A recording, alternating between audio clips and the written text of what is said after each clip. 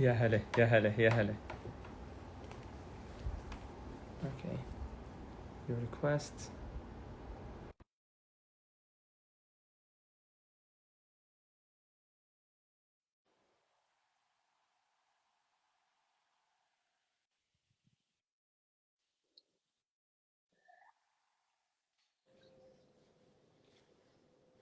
Hello, Hello. Celine. Hello, how are you? I'm very well, Hassan. How are you? You feel good? I feel great. How's the connection? Good. Is it okay? Yeah, it's very good. Don't Okay, talk because about connection in front of I Iraqi know, people, please. I know. I did. I thought that when I sent you a message, but honestly, yeah, we'll see. Yeah, exactly. Let's wait for a Gosh, couple look how of many minutes. people are joining. Yeah, there's more coming. People are Wow. very excited for this one. Margarita, how are you? There is a friend of us. Margarita Henrique. Yeah, Never met her before, but I can't believe you're watching. It's an she's a honor. great friend. She's a great friend, like you. How are you, Hassan? You had a good day? I'm good. I'm good, yeah. I'm having a good day. It's a very good day. It's It's a about to vacation get here. It's a better. Friday. Yeah, it's about to get better. Nice to finally meet you. And you. Hope it's gonna be in real life very soon. I hope so. You never know, but you Yeah, sometimes, I find you can go years in this world without meeting someone in real life. I mean, I wonder for yeah. us how long it will be. But I'm always telling, like, for the great thing about dentistry, like, it's bring people together from all around the world. Mm, Like, like few years ago, I wouldn't imagine like myself, like I have a friends from all around the world, from Brazil, from UK, from USA, from everywhere. But mm, because of dentistry now, I'm having all of these friends from all around. So it's a great mm. thing. It's another cause to make us love dentistry. I couldn't agree more. I think it's absolutely incredible how connected it all is and how it's a beautiful thing. It's a really beautiful thing. We're very lucky to have this platform and use it for Yeah, good. yeah. So let me start. Like I told everyone, like I'll start with a case presentation, but at the last moment, I've changed my mind to share some basic part from dentistry, which is caries, the main concern of each dentist and the cause of our living, of course. So I will just give a brief talk about caries and some theories about it, the old one and the new recent one, just to correct some few things. Then the mic is yours after me. Okay? Okay. So hello everyone. Uh, we will speak only English here because we have some people watching and from all around the world, and we have like our guest here, the queen of rubber dam, and also restorative, of course, the great friend Dr. Celine Hecton. Okay, she's my sister. Hecton and Hikmet are the same name, but in British it's Hecton. So, to talk about caries. Caries. I posted a story just one day ago about is it infection? It is infection. So why we can treat it systemically? So there is multiple theories. At the beginning of the last century, of the previous century, there was the first hypothesis. It was about like the non-specific. Sorry, the non-specific black hypothesis, which means there is no specific bacteria is responsible for caries. Then later on, after like few years in 1974, there is another hypothesis, which is the non-specific, okay? Sorry, the specific one, which is by Lucius. He told like, okay, there is a streptococcus and there's some bacilli that's very mainly responsible for caries. And we started to focus on, okay, let's reduce it. Let's fight these two types of caries. Let's fight these two species. But how it starts? How it starts? It's got like these theories got developed later on to talk about more about the bacterial biofilm. The bacterial biofilm, this is sticky thing that we have on our teeth. This sticky thing is not something that we always have to fight. I'm always telling caries is a normal physiology. It's not something like it's not a cancer. It's normal physiology, like aging. You grow up, your skin change, your hair got changed, everything. So the same thing, caries is a normal physiology.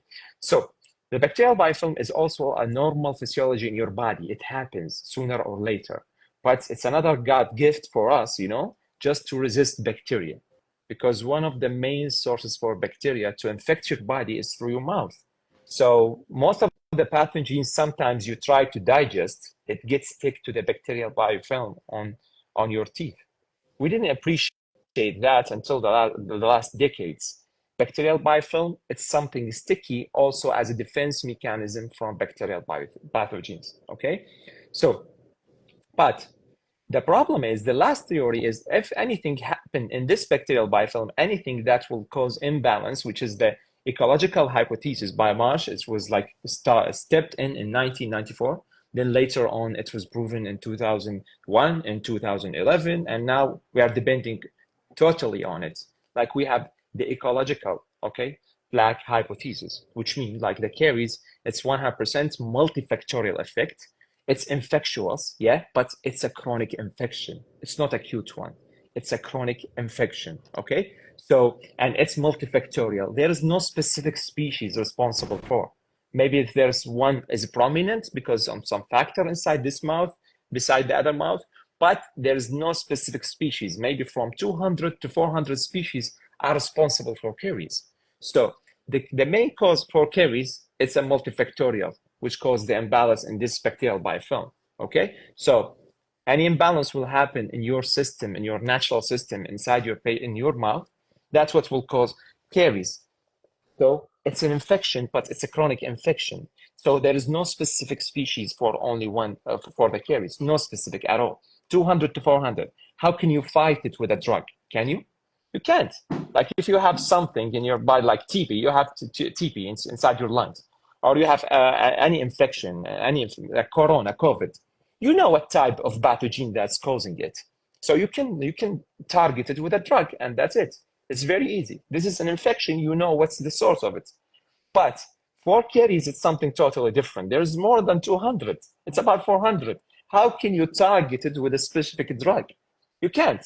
So yeah, it's an infection, it's a chronic infection, but you cannot treat it systemically. So we have to do our reparative treatment, like to maintain, to regain again the normal imbalance inside your mouth, okay? So don't forget it. We have the non-specific, the old one, and the specific, the middle one, and we have the ecological. And you see the modern, okay, hypothesis supported the old one, which is non-specific.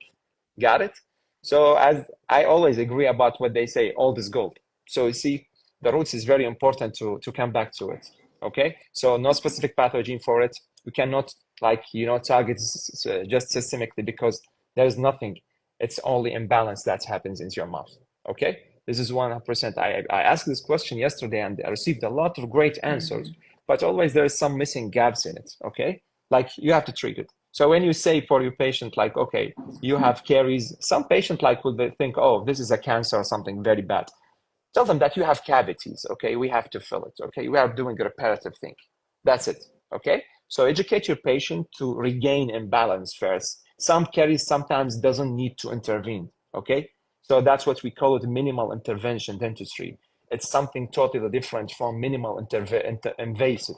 Minimal invasive, that's what we drill by your bears. When you do surgical procedure by bears or anything, that we call it minimal invasive dentistry. But when we call minimal intervention dentistry, it started from the prevention part, where you start to regain the imbalance. And this is the most important. Minimal invasive is all this small part of the minimal intervention. So start by the prevention and the regaining the imbalance. Then you will start with your reparative procedure, okay? Make it very smart. Preserve the tooth structure as much as possible. It's very sacred, just like your skin. Do you accept someone cut from your skin? No one will accept this. The same thing. The teeth are very sacred too, okay? So this is my message for tonight. And now the mic is yours, Dr.ZRZ. Go ahead.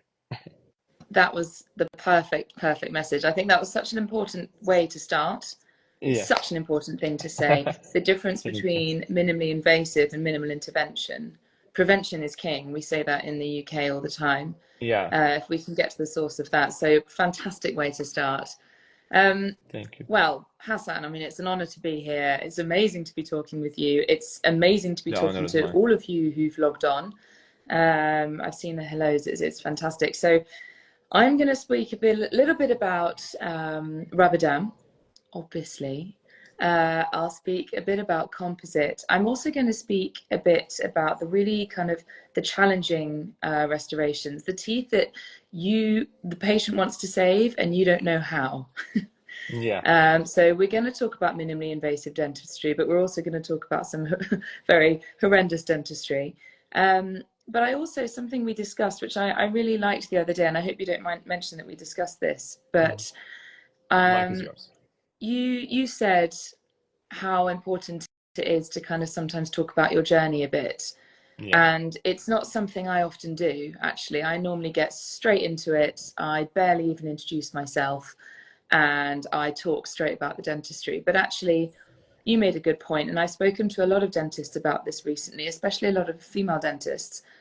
And it's special when I watch other female dentists, when I watch people like Carla Soto, Amanda C, speaking, I'm empowered. I find it incredible. And I want to know about them. And I'm not just saying women will feel this way, men might feel this way too. So a bit about my story.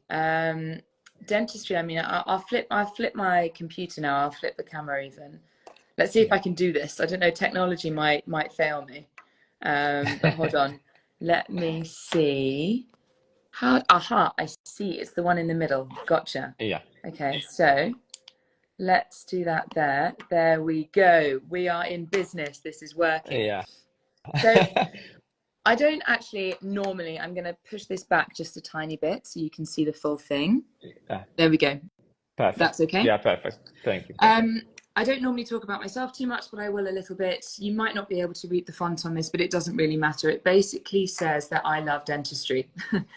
But actually, was it always dentistry? No, I actually started off doing an architecture degree. So I did 3 years of architecture at university. Architecture. Yeah. Yeah. Because I studied maths, physics and art and French at school, and I thought architecture would be the right answer for me. And actually it wasn't. I love maths, I love physics, I love art, I love drawing, but the creativity you need to be an architect is a very abstract creativity. The creativity you need to be a dentist is almost a mathematical creativity. So I stopped architecture. I met with my father, who's been one of my biggest inspirations my whole life. He's been incredible. And he said, right, well, Celine, what do you love? What are you good at?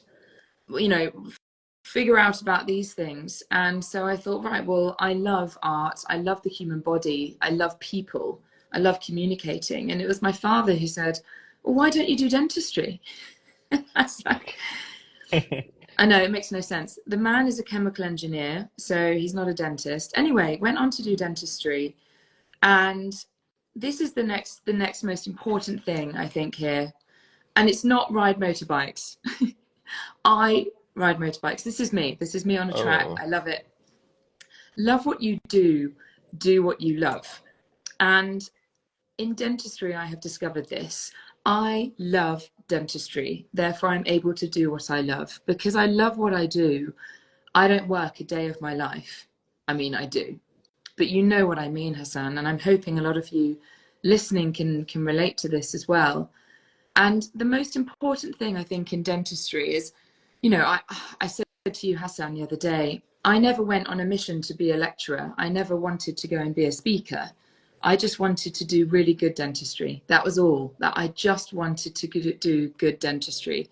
And by loving what I do and by becoming better at what I do, I've then become a lecturer, a speaker, all of these other things. So I call them false goals. Don't chase false goals. Don't chase money. Don't chase fortune. Don't chase reputation. Don't chase fame. Chase being good at what you do and loving what you do, and the rest of it will come. And that's what my father taught me. And I think this is the most true stuff. I never, 7 years ago when I qualified, I would never have imagined being in this position here talking with you now. Yeah. Totally. And this is the next concept I'll talk about. Kaizen. I don't know if anyone has come across this. It's a Japanese principle, and it means, essentially, it stands for change good.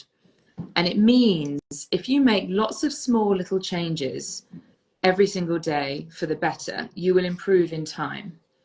So if you make 1% improvement every single day, after 100 days, you've made 100% improvement. And Kaizen, it translates as be the best that you can be. It's every single time you do a case, every single time you place a matrix, every single time you prepare a cavity, every single time you place a clamp on a tooth. You don't say, oh, that's fine, that'll do. Oh no, that cavity, it's a bit sharp, or that matrix has a gap. You say, no, I need to be the best that I can be. Perfection is not attainable, but if you chase perfection, you can catch excellence. Yeah. And this is Kaizen. This is that mindset. All of this mindset, this will lead to success. This will lead to fortune. This will lead to reputation. All of these things that a lot of people, because we're human, we want, we like, but never chase these things. Dentistry. I think everyone will agree. Dentistry is so difficult, right? Dentistry is not easy. All of these things, if you can read them, great. If you can't, I'll explain them. Your working environment, your attention to detail, magnification, photography, equipment, mindset, which is Kaizen, and time. All of these things, they are not dentistry, but we use them every single day. Let's get as good as we can at all of these things, and then the dentistry will come. The dentistry will become easier. We'll enjoy what we do more. We'll become better at what we do. We need to ask ourselves all the time, what are we trying to do? We must begin with the end in mind. Whether we are doing an extraction, whether we're doing a root canal, whether we're doing a composite, whether we're doing a full mouth reconstruction, whether we're placing a rubber dam, we need to be thinking, what am I trying to do? What should I use? And how can I do it? And finally, can I do it? It's important to work on the edge of our comfort zone. It's important to try new things, push ourselves. But it's also important to realize where we need to think, you know what? I'm going to refer this, or I can't do this root canal, or this filling is just too deep for my skill set. Maybe I'll refer to someone and ask them if I can shadow them, and then I can learn. But ultimately, we need to begin with the end in mind. If we do that, we can take on every single case with a process, with a procedure, with a recipe. And I'm not saying we follow the same recipe every single time. But if we begin with the end in mind, we can go through all the steps, the same steps every single time. We can join the dots. And whether that's rubber dam, whether that's fillings, whether that's surgery, whether it's root canal, if we do this every single time, we can have this process. If we have the attention to detail, if we use magnification, if we take the photographs, if we use rubber dam, if we have the right equipment, we can work almost the same way every time. Predictable, reproducible, quality dentistry. Ultimately, we need to keep it simple. By joining these dots, by going through these stages, we can keep it simple. Now, I mean, is anyone ever said that a full mouth reconstruction is simple? No. Is a filling simple? No. Is rubber dam simple? No. None of it actually is simple. But if we keep our steps simple and we make sure what we are doing, we do for a purpose every single time, we use a burr for a specific purpose, we use a clamp for a specific purpose, then we keep it simple. Okay, lecture over. I'm joking now. We'll move on to the rubber dam and we'll move on to the composites. So a little reminder here, and this is something that I stick by every single time with restorative dentistry, but with composites especially. Composites are like a house, right? The first stage is the isolation, all right? We have to get the isolation right. That moves on to our cavity preparation. That moves on to our matrixing, and that moves on to our composite. So our good isolation, it's like the foundation of the house. We have a good isolation, a good foundation. We can now build our walls. So we can do our cavity preparation. That's our next stage. The walls of our house are up. The foundation is on. We can put the floors in. We cannot do that until the foundation and the walls are done. Just like we cannot do good matrixing until the rubber dam and the cavity preparation is done well. Once we've done all of this, then we can place the final composite. That's the roof. Can you put the roof on a house if there's no foundation, if there's no walls, if there's no structure? No. And I think the biggest problem, and I'm sure many of you will agree with me here, the biggest problem with a lot of fillings, especially in this day of social media where it's also visual, everyone wants things to look beautiful. Everyone wants tint, everyone wants good anatomy, which is great, amazing, it's important. But it's so important to remember that form follows function, meaning the filling, make sure that filling will last 20 years before we start using things like Fisher tint. And don't get me wrong, I use Fisher tint in this case. Of course I want to use that. But it is so important to get those first 3 steps correct. And then actually the composite, you can just thumb it in.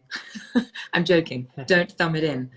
But that's the stage that a lot of people focus on. But the first 3, in my opinion, are the most important stages. So we'll talk about the isolation a little bit. Isolation, really, I mean, I have a 3-hour lecture on isolation. Not tonight, don't panic. You will go to sleep at some time.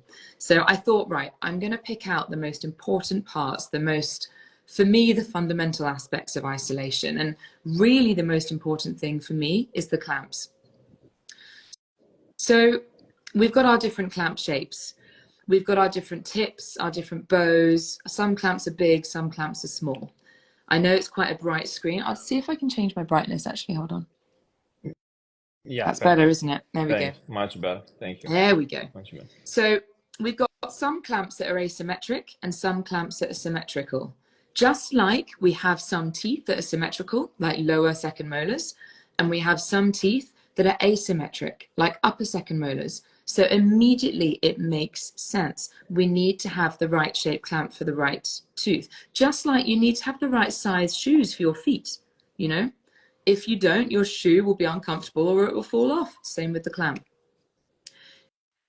But from this angle, it matters too. It's not just from the top, it's from the front. Some clamps are very flat, some clamps are very aggressive. The design of the clamp is for it to engage the undercut of the tooth. Some teeth have a very bulbous crown, so the undercut is very obvious. So all you need is a flat clamp. Some teeth, partially erupted, no undercut. Where is the undercut? It's the root. So we must use a clamp that's more aggressive. So this is, I'll say this to everyone now, full good local anesthetic is so important. If you want your patient to fall asleep, if you want your patient to relax, if you want your patient to like you, which is very important, it's so important to get that patient numb right from the start. I always do palatal and I always do lingual infiltration if I'm not doing an ID block, always, because then the patient can relax. So we've got our different clamp shapes. Let's look at the different fit. So we want to have, I'll read it out, don't worry if you can't read it. We want to have 4 points touching the tooth. Is this good? No. We've got 4 points touching the tooth, but it's too small. That clamp will rotate, it will move. The tension in the dam will make that clamp fly off. Here's the next point. This clamp, is this the right size? I see so many cases with clamps like this. The problem is, I'm going to use my finger. Here we have what? We have papilla, or we used to have papilla. Here we have papilla, or we used to have papilla, but the clamp has destroyed that. But also, what are we trying to do? We want to matrix, we want to use a wedge, we want to place a restoration. The clamp will get in the way. So this is the exact size that we want. 4 point contact touching almost every corner of the tooth. But do you see, it will not get in the way of the wedge, it won't get in the way of the matrix. It's perfect. That's the kind of clamp we want. And with a clamp like that, we can then place our dam without it getting in the way. A lot of people ask, how do you place the matrix with the dam in the way? The dam always gets in the way. Not with a clamp like this. What we're aiming to do with our rubber dam, And actually, I'm going to show you a video now. I'm hoping it comes through okay. But this is me placing the dam from start to finish. And I'll explain as I go. So we need to choose the right tooth. Always clamp the tooth behind the one you are working on, unless you're working on the last tooth. Why? Because we want the clamp to be out of the way. When we try the clamp on, did you see there? I pressed on the clamp. If the patient's head moves, the clamp is good. If the clamp moves, the clamp is bad. Okay? Always use a guide to mark the holes. Punch the holes using different size punch holes. Now, there are so many things to discuss in a rubber dam lecture. I won't go into too many things, but it is so important that the holes are the right size and the right distance apart from each other. If they're too far apart, there'll be too much dam. If they're too close to each other, there won't be enough dam and you end up with gaps.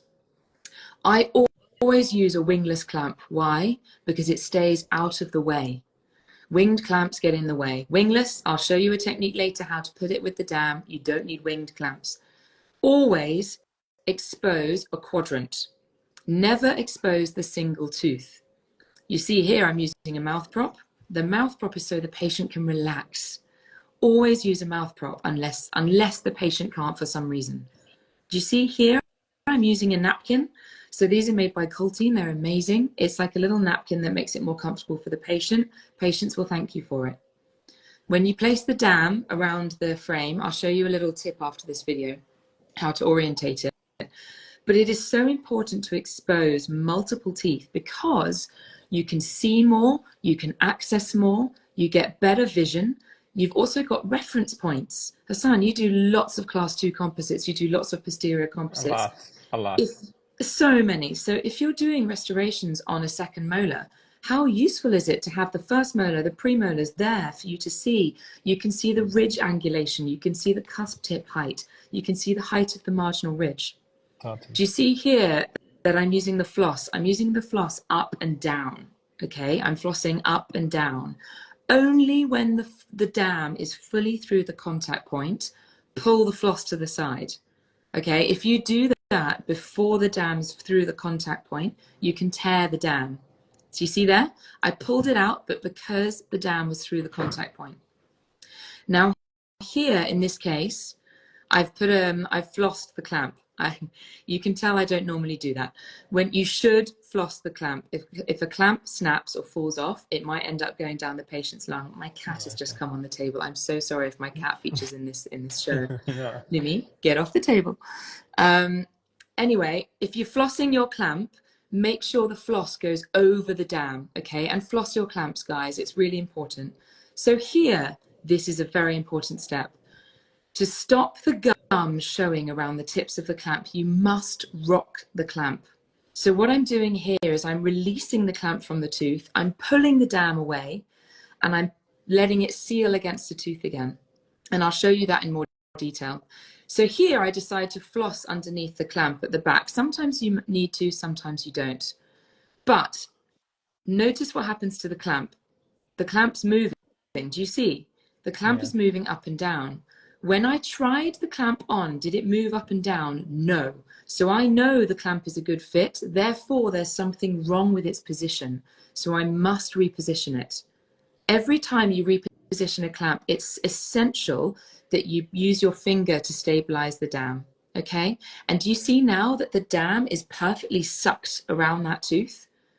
Now here, this is how I invert the dam. Some people use a flat plastic, some people use floss. I don't like using floss because I think it can hurt the patient a little bit. It's like doing a ligature. Flat plastic isn't precise enough. So this probe, the sickle probe, is amazing. The sickle probe, basically, you get the detail. You start interproximally and you work your way along. You actually start with the floss interproximally. You must have the air. So firstly, when you're flossing your contacts interproximally, the air will dry the tooth and the dam will go in. Then you use your probe like I just showed you. All you need to do with the probe is make sure it's touching the tooth perpendicular on the tooth. You're not stabbing the gum and you're guiding that dam round. And now you can see the process of how I call it everyday dam. this is how I get the dam on every single time, except for a few exceptions. But this technique, honestly, for root canal, even if I'm doing let's say I was just doing a restoration on the first molar, doing a occlusal restoration, I would still use this technique. I would still go up to the canine, because this way you have all of the access. A few little tips I'll show you now. This is an interesting case here just to see, actually. Do you see any clamps? No. Do you see any wedges? No. Do you see any ligatures? No. Do you need to make it complicated? No. And this is something we see a lot on social media. You see 10 clamps, 20 ligatures, 7 wedges. It's not necessary. Sometimes, a lot of the time, if you have a thick, heavy dam like this is Nictone. I love Nictone. It's amazing. Very, very thick, but it's latex. If your patient has a latex allergy, be careful. But if the patient has contact points here, all you do is you floss your dam up, invert it, and that dam is rock solid. So to stabilize our dam, we either use a clamp, we either use a ligature, we either use a wedget, or we just use the dam itself. Whatever we do, we keep it as simple as we can. So here's a few little tips. Hello, Pierre. Oh God, there's some very interesting people joining here. Anyway, a few tips, rubber dam. I'm getting excited now. Also, Hassan, if I speak too fast, just tell me. I'm trying so hard to speak slow. I was worried because we speak very fast at the beginning, but now I'm not worried at all. Okay. Keep going. Fine. Just tell me. Perfect, lady. Perfect. So here's tip number 1. You know when you put the dam on the frame and you've put the wrong corner of the dam on the wrong corner of the frame and it looks like a black hole and it's really annoying. I always punch a hole on the lower right corner of my dam, because then I know when I'm putting it on the frame which corner of the frame to attach it to. Next thing, if you want to get your dam on, you must lubricate it, like without fail, especially if you're using thick, heavy Nictone, okay? It must be lubricated.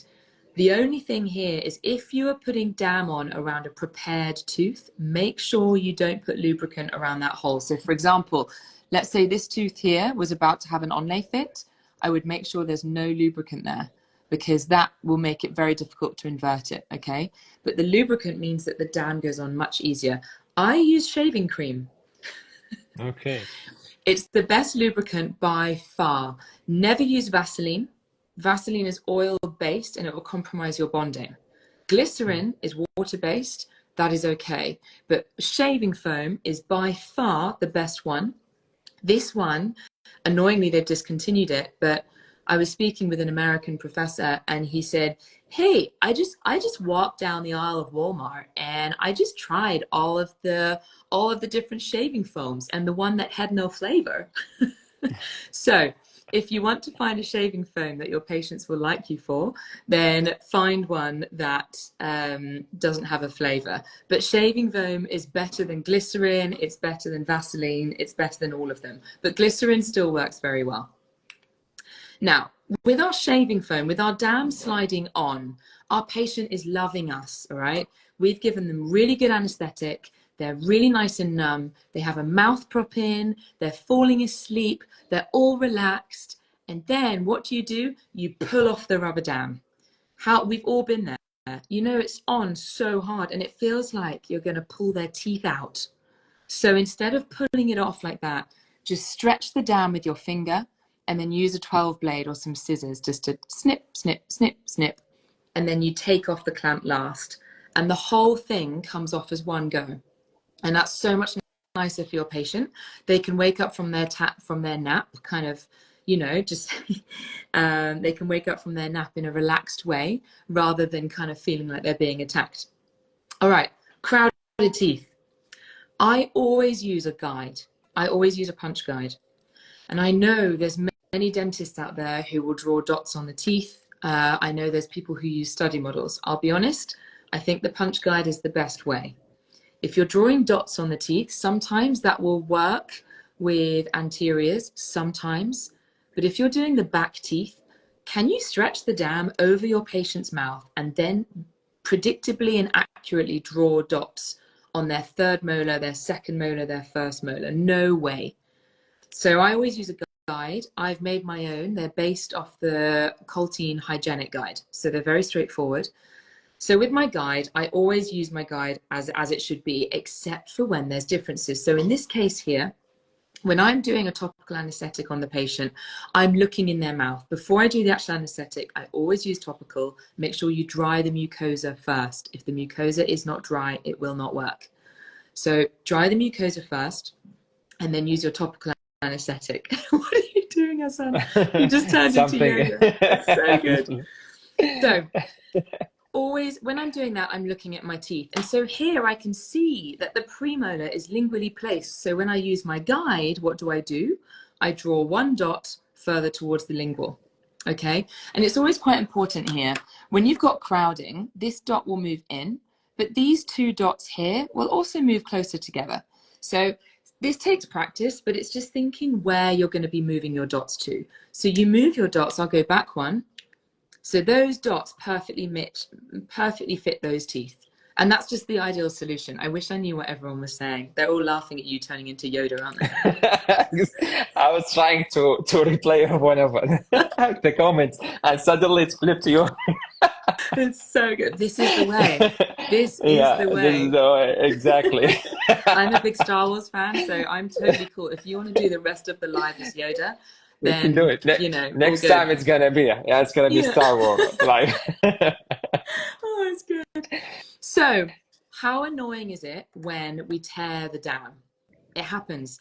Normally, we're placing a restoration in the hardest part, a really horrible part of the mouth, a horrible restoration. There's an old amalgam. That is where the dam tears.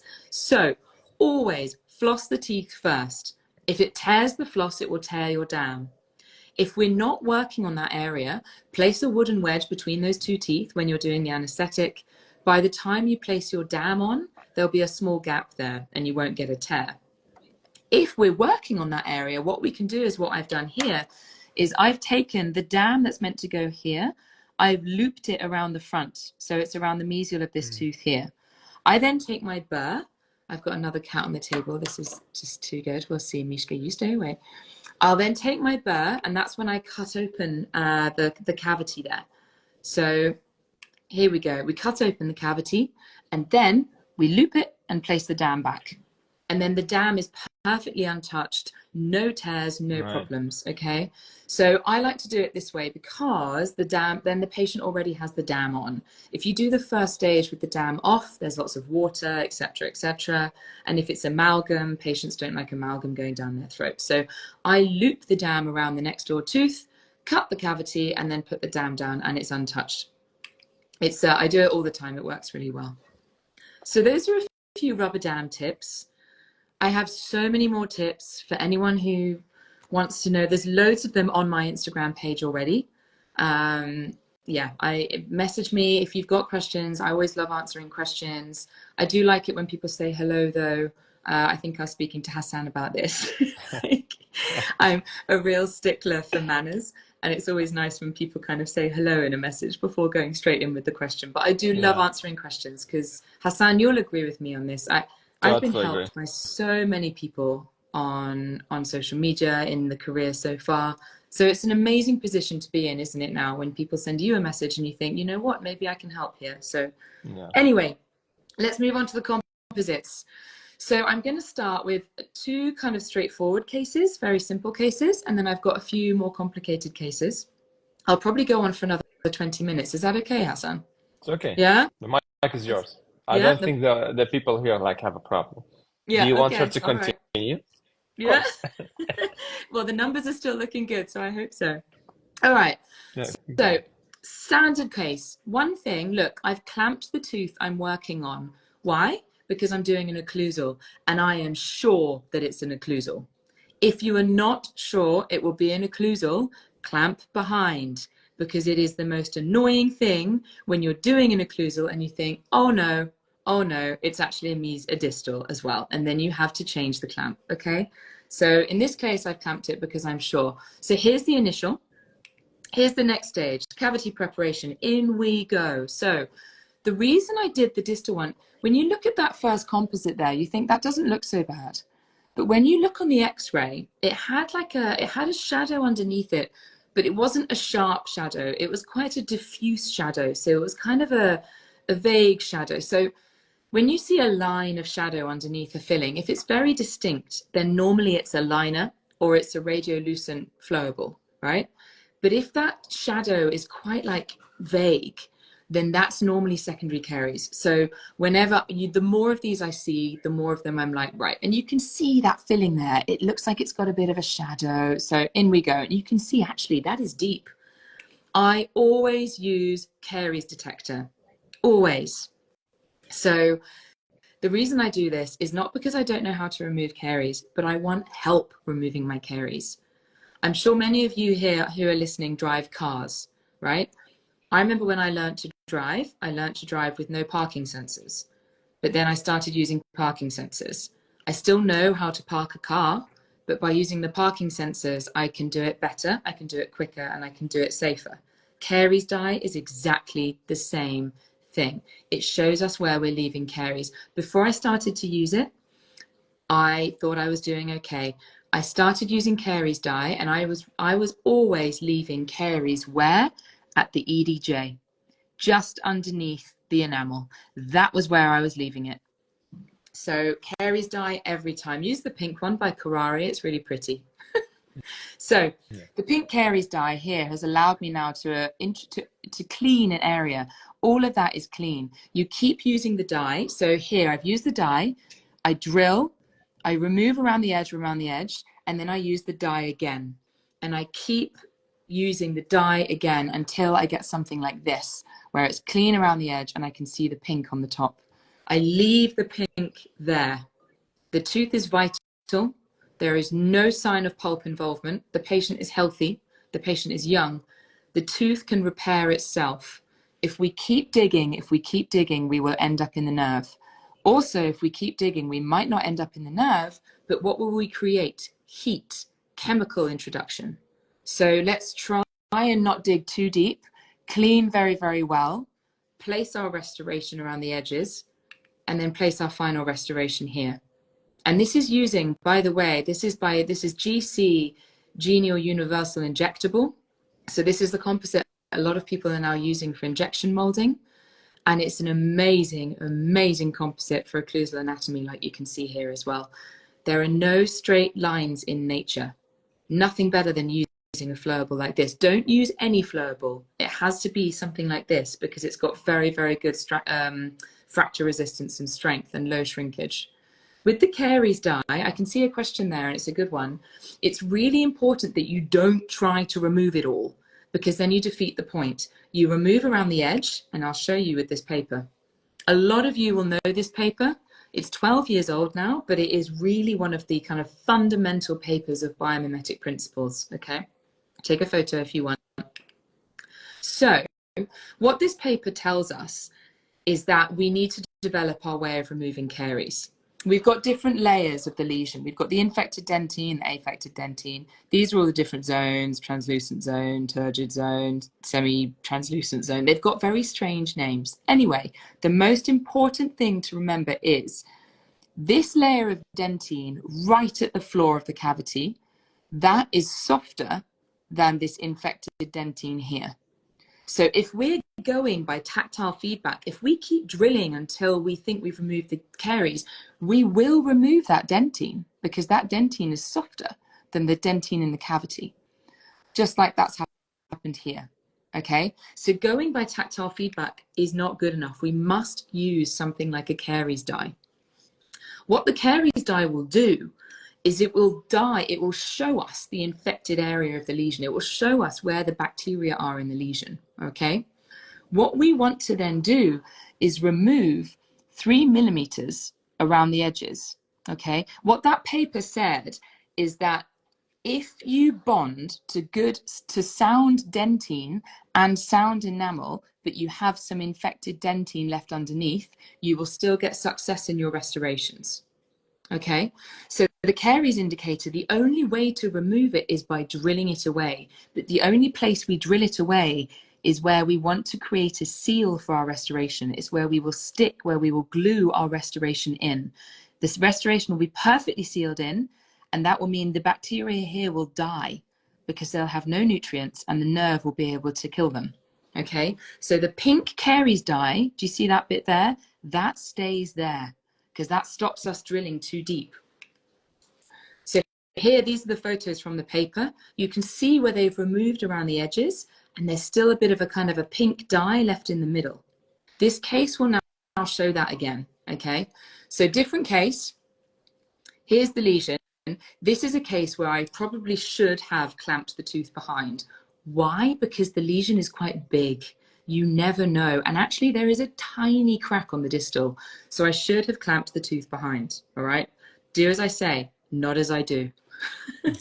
I'm joking. But we learn, right? This is why we take photographs. This is why we go through these cases, because every time you look at cases, you think, oh, I could have done that better. I could have improved on that. So here's our initial, here's our lesion. It was huge. Here's our caries dye. Oh my God, caries everywhere. Oh, we hear a cat in the background. So now... How many cats do you have? I have 2 cats. And I'll have to try and get them on the screen. They're Bengal cats, so they look like leopards. They're really cool cats. They're very sweet. Anyway, so you can see here, the caries dye is left in the middle, but you see around the edges, it's clean. Ignore Mishka. It's clean around the edges, and that's what we're aiming to do, okay? Mish, we can't do this the whole time. So now we use selective etch. This is my next mistake. There's different types of etch. Some etches are very runny, like water. Some etches are like Vaseline, they're like jelly. If you're going to do selective etching and you want to use a precise etch, you do not use this etch. Don't use the etch like water. Use the etch like jelly, because this etch goes everywhere, okay? So it's using the different things for the right purposes. So selective etch is done. And now we do our immediate dentin sealing in our resin coat. What this means, do you see here? You can still see the pink. You see the pink of the caries dye? We leave that there. It does not affect the adhesion, okay? So we leave that there. At this point, what we're doing, we've done our selective etching. The most important, one of the important things, we do before selective etching is air abrasion. You cannot do adhesive dentistry without air abrasion, okay? Because the most important, one of the most kind of significant causes of bond failure is biofilm. Etch does not remove biofilm. The only thing that removes biofilm is mechanical removal. Okay, so air abrasion first, then etch. Okay, now I do the dentine first. I like to use SE Bond by Carrare or SE Protect.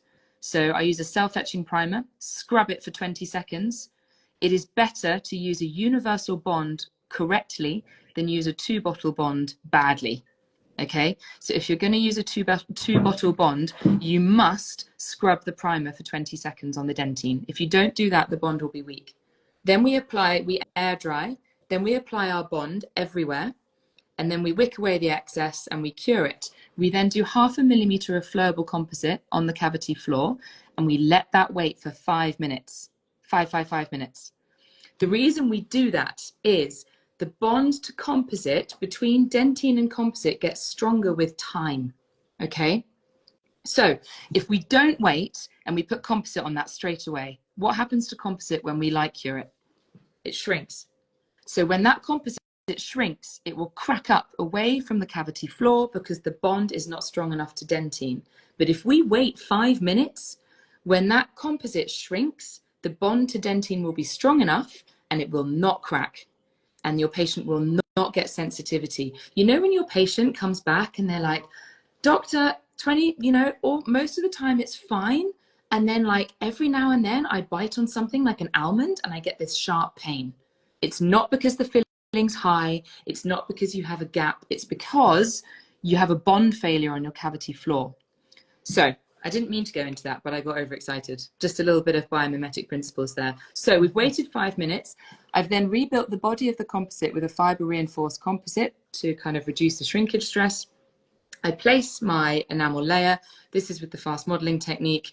This is actually, I think, one of the first cases I did the technique with, so it's not very good. Please don't judge my anatomy, Hassan. But no. I think It's important as well. Form follows function. This restoration will last. It will last well because it's bonded well. The anatomy could be much better for sure, but it could also be much worse. I'm not going to kick myself about it, you know.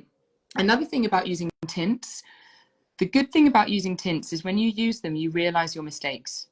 And I think actually a lot of people say, don't bother, patients don't want them. I get that. I get that as well. You know, let's not go too crazy with them. But by using tints, you kind of see, you learn so much quicker. And we keep it simple. So everything has a step. Everything has a different kind of place. Haha. Would we say this is simple? Okay. We're getting juicy now. Yeah. So this patient, this is a lower right second molar. This patient has really bad root caries. So he was an alcoholic. He drank apple juice. He's no longer an alcoholic now, but he drank apple juice basically all day, every day for 2 years. He also had a parotid gland blockage. So he had a stone in his salivary duct. So he had root caries everywhere. And these root caries, they were like donuts of root caries around each tooth, on the buccal, on the mesial, on the distal, on the lingual. Honestly, the hardest cases I've ever treated. But if you think about it, what else can you do? What are your options here? Your options here are 1, restore directly with composite. 2, restore indirectly.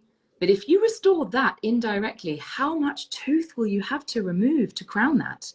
That's like, imagine you're trying to like, you know, like look at your head, Hassan. I'm looking at your head right now. Your neck is very thin compared to your head, right? Yeah. Imagine if I was trying to put a crown on your neck. I'd have to remove basically your whole head. Yeah, exactly. And it's the same here. So we can't do indirect here, really, honestly, without removing too much tooth, or we remove the tooth. So actually, let's remove the caries. Let's try and do direct. And this is where rubber dam makes these things possible. I'll be honest, I did not know how I was going to do this. I had no clue, but I told the patient, I thought, let's give it a go. All right, in we go. I decided I need to use the ring flash because my twin flash just wasn't showing the cavity. So my rubber dam, I know that my clamp tip here, this is I'm using a W8A clamp by Hugh Freedy or Coltine, really good clamp. It goes down towards the root, so it engages low down. So it's really important that your clamp tip is engaging below the cavity. If it's in the cavity, you cannot restore this. If you cannot isolate this, you can't restore it, essentially, is the rule, okay? So it's in the right place. I can start removing decay. But you can only do this if you have the burrs with the long neck. Do you use those burrs, Hassan? Yeah. They're like... Yeah, I always use it with the long neck. Oh I my don't use the gosh. one with short neck. I They're hate essential. it. Yeah. The long neck burrs for restorations like this is the only way. So using a long neck burr, and each time I'm protecting the tooth, I'm protecting the dam, sorry, with a sectional matrix. So I'm putting the sectional matrix down the back to protect it, because if you think you might drill the dam, use a matrix, use a wedge, use an instrument, use something to protect it from your drill, okay? Because if you break your dam at this point, oh my God, it's a nightmare, okay? So use the matrix to protect it. And here, this is a different angle. This is using the mirror, so you can kind of see this is coming around the back. This is the distal of the tooth, so the cavity extends all the way around. I'd already done the lingual, so we did, this is the distobuccal. So at this point, I'm thinking, okay, I've got it clean. How on earth am I going to restore this? But then, ta-da! So here we have our matrix, right? So here I placed the matrix, and then I thought, hang on, why don't I just use my instrument to hold that matrix against the tooth, and then I can place my composite? And this is the beauty of using rubber dam. My left hand is holding that instrument, which is holding the matrix against the tooth, and my right hand then places the composite and packs it against that matrix. And because my left hand is supporting the matrix, I can do it. This was one of the hardest cases I've done, I'll be honest. It was really, really challenging. But this is the beauty of, if we allow ourselves time, if we book a little bit of extra time, we can then problem solve. We can try to think, how can I do this? What can I do? Yes, it's ideal to use a circumferential matrix or an auto matrix or a DME matrix, but sometimes we can't do that. So just using literally my hand to push that in the right place. So then I did my first composite layer. I built up the dentine with Everex Flow, and then the rest of it I did with freehand. But the only way you can do this freehand is if you've got the thin instruments.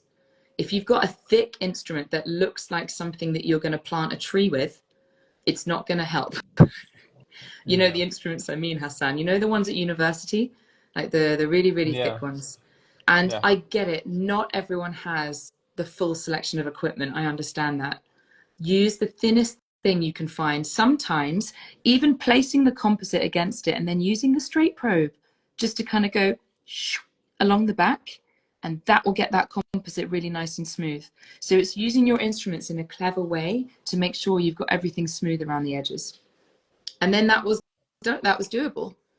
And the only way that case was doable, and I also did it in parts. So I focused on the distal first. I didn't even start the mesial. I focused on the distal. And then once the distal was done, I drilled the mesial. I did the air abrasion again. I did all the bonding protocol again. Okay. And that's where we started, and that's where we got to. So rubber dam makes these things possible. I mean, I'm going to say that, but it really does. But also so do these. This is what I mean by the long neck burrs. So you can get long neck, rose head. Yeah, I mean, they're essential. You need these ones. I would use a red stripe, a fine grit, always a fine grit. And then here, the rose head for removing caries. But these long neck burrs, you cannot do this kind of dentistry without the long neck burrs. This is the same patient. It's not as difficult because obviously I can use different clamps here, but this is just to show that you sometimes need to do these things in stages. So at this point, I'm thinking, right, I'm just going to focus on the distal, basically get the distal done. And when isolation goes, this is quite routine, really, because now we've clamped the tooth behind, we're using an accessory clamp, and we can expose our lesion. So I start removing the caries, and here I've removed enough caries around the distal. I've done my air abrasion. And again, using the right instrument, we can do that freehand. We can go in with thin instruments and pack our composite, but we need to have, I mean, I was doing these with 8.8 magnification loops and very fine instruments. So you need to have good magnification, microscope if you can, and really good instruments. At this point, we can place our composite, and then I'm like, cool, let's do the mesial. So on we go with the mesial, we place a different retraction clamp, and this is the beauty of rubber dam, right? Is let's talk about bond for a second. With bond, you have to follow the instructions. You use prime, then bond, and you do it by the instructions. You can't just suddenly change it. With rubber dam, you can use your brain. You can think. You can stop and think, what do I need to do here? What am I trying to achieve? What instrument can I use? What clamp can I use? So in this case, I tried to place this clamp the other way, but it just wasn't working. It wasn't engaging the right part, so I placed the clamp backwards. And it gave me the area that I needed to then restore that side bit, but it didn't retract the front enough. So then what did I do? Well, then I changed the position of it. So I moved it from backwards, I moved it that way. So now I've changed the direction of it. And now the clamp is exposing the front there. So at that point, I could then restore the front of the tooth. So the caries around the whole of that buccal surface needed 3 different clamp positions, but it's possible. And this is it, root caries. Do you get a lot of root caries in Iraq? Yeah, we have it. Yeah. Because bad oral hygiene control, this is the problem. Exactly. It's so difficult to treat. There's I don't know if you have GC tooth mousse. It's amazing. I give that to all my patients who have root caries. It's the same as blue mousse, I think. It basically releases calcium phosphate and it like stops root caries. It's brilliant. Prevention is brilliant. But with cases like this, some people might look at this and go, this is ridiculous, this is stupid, I'm not going to do these kind of cases. But actually, if you don't treat this root caries, this patient will be losing 3 teeth. So this is the beauty of the rubber dam, is you can use it in a way to do those things. But ultimately, with any cases like this, we just need to give ourselves the time. We need to give ourselves the time to problem solve. So this case here, I love this photo. You might not be able to see it on the screen, but you can actually see through the cavity at the back to the dam. You can see the blue of the dam. And in a case like this, for example, instead of using the matrix to protect the dam, I actually use the tooth itself. So do all of the cavity preparation, remove all of the all of the caries, and then the last thing you remove is the wall. And then you place the restoration. I'm afraid I don't have the matrixing shot in this one. It was years ago I did this case. And Hassan, as you know, with cases like this, the worst thing to do is taking the photographs. Yeah. Because you are taking 20 minutes to get a matrix in. Yeah. But the most important thing with these cases, I love this quote, the two most valuable warriors are patience and time. With cases like this, we must have patience and we must give ourselves time and we must follow the protocols. We must join the dots. We must keep it simple. This is the last case. Are you happy for me to continue for another 10 minutes? Sorry, I'm taking longer. Carry on. Okay. The last case, and then I'll say the stops. So, buccally placed molars. These can be very, very challenging. Challenging to isolate, challenging to restore. So let's have a look first. Isolation considerations. Okay. The problem with the upper third molars is the ramus of the mandible gets in the way. So when the patient opens, everything gets in the way and you can't clamp it. So what we need to do is we need to get our patient to open in a way that opens up that side, okay? So we need to I always say to the patient, open your mouth halfway and move your jaw to the side like a cow. Pretend to be a cow. And then I tell the patient, if I can get a clamp on your tooth in that position, then it means that I can restore it. Okay, so that's the first thing. But the second thing is to place your rubber dam like this, because sometimes there is no space to place that dam around the bow of the clamp. So what we're looking to do, I'll show you a video. So here's our dam. I've drawn my dots. I'll see if I can bring this a bit closer. Okay. You can see that a bit better now, I think.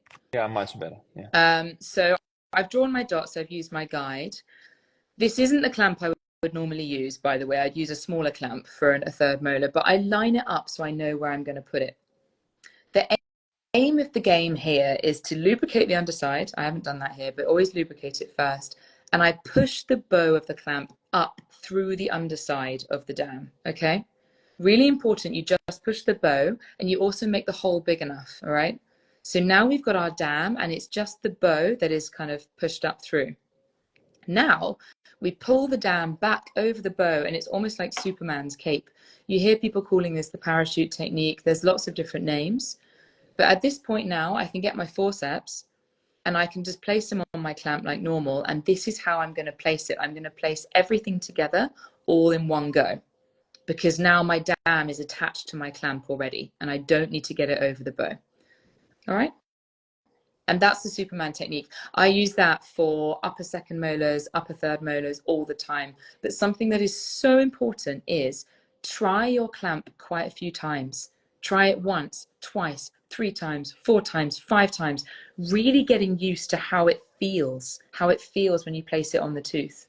Because you're going to be working blind. You're not going to be able to see very well because you have all that dam in the way. This is why I like wingless. When you place a wingless clamp without the dam, you can see. But when you place it with the dam, you can't see very well. So practice a few times without the dam. And then you'll see on this video, I'm placing the clamp and the dam together. This is on a lower tooth just for the video, but you can see how you do it. So you place the clamp as normal, and now your dam is already attached to the bow. And then you just continue as normal. So then you just place it over the teeth like normal. Okay. And I use this technique a lot. Really good for people with a gag reflex. Really good for people who are a bit anxious because it just makes things a little bit quicker. But if you think it might be difficult to place the clamp on, if you think the tooth, let's say it's a partially erupted lower third molar, for example, right? Then you might want to try and place the clamp first because it might be so difficult to place that clamp that you want to be able to see what you're doing. So this is essentially that Superman technique. So a technique that we use, I'll push this away now so you can see. So this is an upper, and these photos, they're not great because this is an upper third molar. It's buccally placed. I mean, it's so difficult to photograph. But anyway, this patient had a lesion on the buccal and desperate to save the tooth. Young guy, didn't want an extraction, scared of extractions. So I said, okay, well, if I can clamp it, I will try to restore it. So on we go. And now you can see how big this restoration is. And at this point, I'm starting to think, oh no, uh-oh, I've taken on too much here. But so important again, the clamp tips are underneath the cavity edge. Again, under the cavity edge, under the cavity edge. So at this point, I'm happy, I'm good to go. Here is the long neck burr in action. This would not be possible to take this photo with the burr in the cavity if it wasn't a long neck burr. Impossible. So the long neck burr makes this restoration possible. I remove all of the old restoration, go around all of the enamel. I use Carey's dye. You can just see a little bit of pink where I've used the Carey's dye. So I use Carey's dye to make sure everything's nice and clean. I've got a clean peripheral seal zone, or whatever word you want to call it. And then we start placing our dentine. But at this point, I was thinking, what am I going to do? How am I going to restore this? But just like those last cases, you can do these freehand. I know that sounds crazy, but the only time we really need to use a matrix is when we're restoring an interproximal restoration, because we need it to push against the adjacent tooth. But if we are restoring a buccal or a last standing molar distal or an anterior or whatever, where we don't need to replace a contact point, we don't technically need to use a matrix, but we must use the right instruments, the right techniques, the right magnification. And these cases are not easy. I've made so many mistakes on cases like this where there's been excess ledges, but often when there is excess, it doesn't matter so much, because what can you use? You can use your number 12 scalpel blade, you can use a Profin removing instrument, you can use an ultrasonic scaler with a diamond tip. There are so many things you can use to clean up the edges of your restoration. So here's our dentine layer going in, and then here's the composite that was just layered on freehand, again, using fine instruments, brushes, modeling resin, everything, just to make sure it was as smooth as possible, essentially. And cases like this, they're not fun, and they're not, they've taken time to get better at.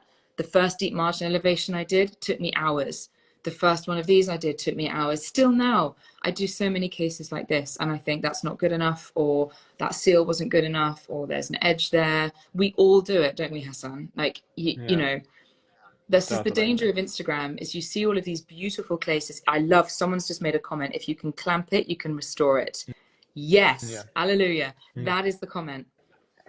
But so many cases on Instagram, you see these beautiful cases that look perfect. Honestly, trust me, behind every success, there's at least 10 failures. All right. A failure is only a failure if you stop at that point. Otherwise, failures are just paving stones in the pathway to success. So all of these cases, it's all about trying out what we can do. It's all about following these different steps, going through these different kind of protocols each time. Good isolation, good cavity preparation, good matrixing, good restoration. Joining those dots. Having that reproducible technique, having that kind of system in place. So when you work with your assistant, they're just passing instruments to you without you even having to ask for it.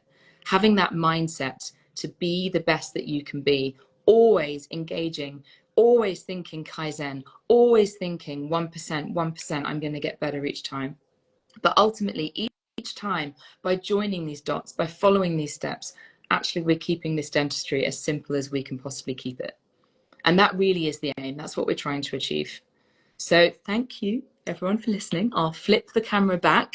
I mean, it's like midnight for you guys, isn't it now? So no, it's okay.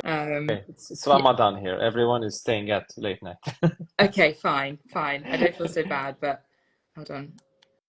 Let me just, there we go. Obviously, I've got a ring light in front of my face so I can look better.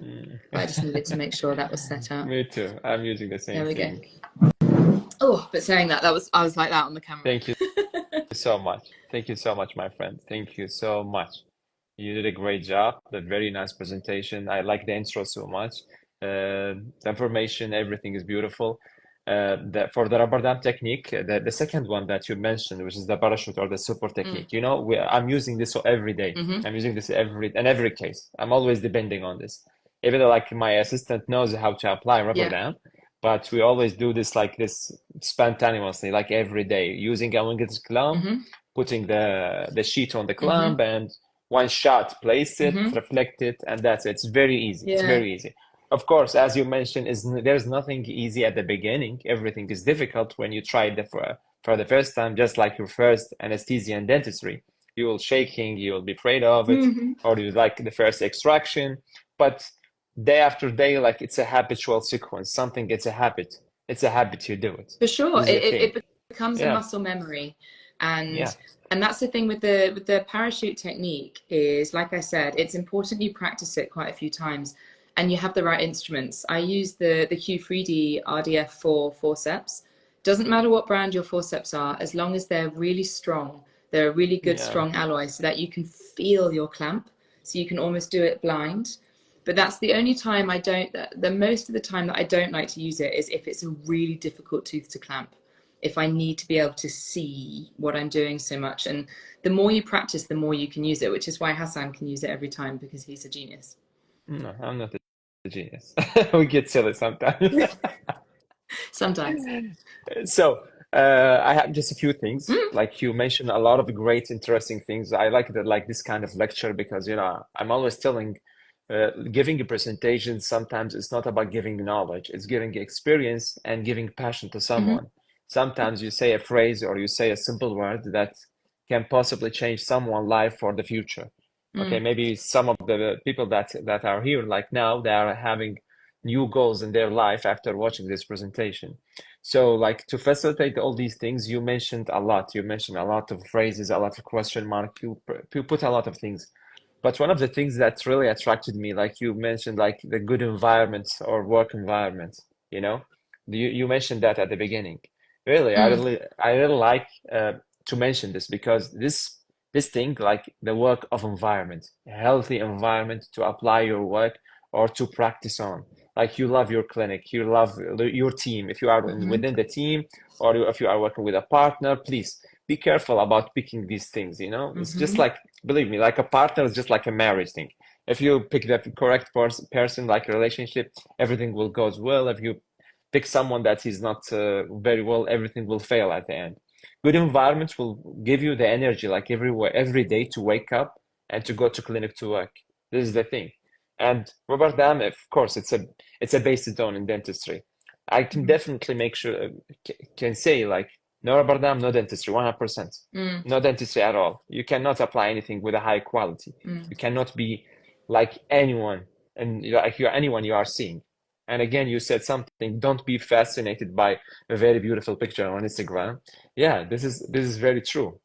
We are doing cases that's very beautiful, but they don't know how much time we failed. You mentioned 10, I will say 100 maybe. We failed 100 times. And we are still failing. We are still failing until now. And we are not afraid to share our fails because fails at what made us. This is our background. This is our background, this is our treasure of knowledge. It came from failures. So don't be afraid to fail, but be afraid not to say I failed. You have to say I failed. Be afraid to give up. Yeah, say I failed. I failed. I need to learn. That's what. Yeah, today I've learned a lot from Dr. Celine. Maybe tomorrow I'm gonna learn from all of you guys here in the live. So, if there's any question, guys, please put it. We have like a few minutes before letting Dr. Celine go to sleep because we took too much time from her. That's my fault. I got way overexcited. No. I told you, you're the queen of the night. I love that song. Whitney Houston, great song. Yeah. But yes, if anyone's got any questions, I saw there were a few about the caries dye. I tried to answer them as I was going. I did see someone just now ask about a plastic clamp, actually. I don't like to use those plastic clamps only because they only come in one shape. Yeah. So again, it's like having shoes that only come in a size 40. What if you're a size 44? And I like to have the selection of the different shapes. It's just like, you need to have the different shapes for the different teeth. So I'm not a huge fan. And someone mentioned the caries dye. I'll clarify that now. The only way to remove caries dye is to remove it with a drill, like you would remove caries, but you don't remove the caries left in the middle. Yeah, this is the point. You are making the ecological system back to its works again, you know, the back to its system. Don't forget the ecological system. Don't forget, there's no specific species for caries, multiple species, so you cannot target it. You need to maintain this ecological system. You mentioned about root caries. Yeah, I just was thinking about it, you know. Yeah. And about caries. Okay, just focus on this question from Dr. G. Please read it while I'm speaking here. So about caries, sometimes, you know, some caries doesn't need to intervene. Again, don't forget this. Not every black spot is a caries that are active. And even sometimes there's active caries that are still not cavitated and still not very highly progressive. Sometimes just by educating the patient, clean the area from dental plaque, it will be arrested very soon. Just like extracting a tooth, like asciding proximal caries. In the future, we will see it will be arrested again. This is the thing. Just don't leave any retentive means. Okay, anything will affect on the balance. Okay, so not every caries should be intervened. Okay, and if you have someone like with general caries everywhere, think about why it happens. Put the question mark. Why this happen generally? Please treat the cause before trying to treat these caries. Okay, so that's a really good point. And also, if someone has rampant caries everywhere and they have an early lesion on one of their teeth, then maybe it is worth to treat. Whereas if someone doesn't have any caries in their mouth, no cavities, and they've got one early enamel lesion, then maybe don't treat, because we look at the patient factors as well. So if you've got a patient who's very, very prone to decay, they obviously have a bad diet, bad oral hygiene, that's when we think about what to treat. We don't just treat everything we see. I often say to my patients, if it's the first time I've seen them at a new patient exam, if they have an early lesion that I can see just in enamel on x-rays, I'll tell them, but I'll say, look, this is the first time I've seen you. That might have been like that for 20 years. So I'm going to monitor it clinically and with x-rays. And if there's any doubt, then we'll do a restoration. But if not, then no problem. There's a question, would you remove from Prof. Gir? Prof. Gir is a close friend of mine. He's a great lecturer also. Prof. Gir is asking, would you remove a sound tooth structure for the sake of visibility? Unnecessary tooth removal, just... Absolutely, because the alternative is extraction. So I always say to a patient, when I'm doing a last standing molar, like the distal of the last tooth, I always say, if I could drill through the back of your head, I would, but I can't. I have to drill through your mouth. So I have to remove a bit more tooth so I can access the lesion. If you cannot see properly what you're doing, then you won't be able to clean it properly, and then it won't be a success. So I always actually tell the patient I will be removing more tooth. I try and avoid it. If I think I have to remove so much tooth that they might need a root canal and other things, then maybe that's when you're considering extraction and implant or something like that. Because actually by the time they've spent all the time, the money, the treatment, you know. Yeah, this is the thing. In some cases, like back-to-back class 2, you know, we have to, like if it's like proximal caries that are not cavitated yet, we have to drill through one. That's 100%. Yeah. The other one, if it's like initial, maybe you can make a slit cavity, maintaining the ridge if it's still supported. So the same thing. Yeah, we sacred the tooth structure, but at the end we need to make visibility and to remove anything and support Definitely. it. So especially if the alternative is losing the tooth. If it's an early lesion and you think, oh, I'll drill through the tooth to get to that, no, wait, because it might not need it. There's another question regarding rubber dam. The mistake, in case of tight contact, how to facilitate applying the rubber dam sheet? So with the tight contacts, again, so when you floss, before you place your dam, floss all the teeth. And if you find tight contacts, you can pre-wedge them. And if it's a contact that you're going to be restoring, if that's where your restoration is going to be, then actually you can do the technique I showed where you can kind of loop the rubber dam over the adjacent tooth, open the contact, and then put the dam back. But checking pre-flossing before you place your dam is so essential, because you'll be able to see which contacts are tight and which ones are going to shred, which ones are going to rip your dam. Totally agree. There is another question here. You mentioned like the sheet of rubber dam. You prefer neck-tone, right? Yeah, most of the time. If I'm not working in, if the soft tissues don't matter, so if it's like an occlusal or a class, like an easy class edge bonding or something, then I use a slightly thinner dam. I still use a heavy dam, but I use an isodam, which is a nitrile. But the Nictone, it stretches, it retracts the soft tissues the best. So it's great for the deep ones. Yeah, what the do same. you use? Also Nictone. I'm always using medium, unless in the anterior region or very deep cavities, I will go for the thick, hard, the heavy one. Yeah. I'm always using Nictone. You know, the sheets of rubber dam color, like it's very important even for your photography, you know? For sure. Like I have a lot of a brand that I'm using it in a daily practice, but you know, for endo cases, something that I don't need to photograph, I use any color. I don't care. Maybe a very light blue, anything. But when I take a photograph, this is not my shots. I'm not used to like these colors. But when I use like rubber dam, like Nictone or isodam, yeah, it's even beautiful. Like it's reflective for the light. It's gonna be more brighter picture. Better So for if you really care about, if you really care about your photography, use this. Use this. There's so many questions. Which type of clamp do you recommend if you have a distal cavity on the last tooth? If it's an upper tooth, then it needs to be an asymmetric clamp. So I'd use a B2 or a B3 by Coltine, the Brinker tissue retractors. Always, they're my go-to for the uppers. If it's a lower one, I'll use a B1 or a W8A, which is the same kind of clamp, but it's a square one instead. Okay. Can you tell us? Okay. Okay, this is a good question. How long do you have? How long is the longest follow-up case you have with the non-retentive restoration overlay, for example? Well, I'm not sure that's fair because I qualified 7 years ago. So I'd say maybe 5 years. So not long at all. But whenever I lectured on this topic recently, and I did say to people in the audience, obviously I realize I haven't got that much experience, but I follow evidence-based techniques and I follow the teaching of people who have got 20 plus years, 30 years for non-retentive indirects like this.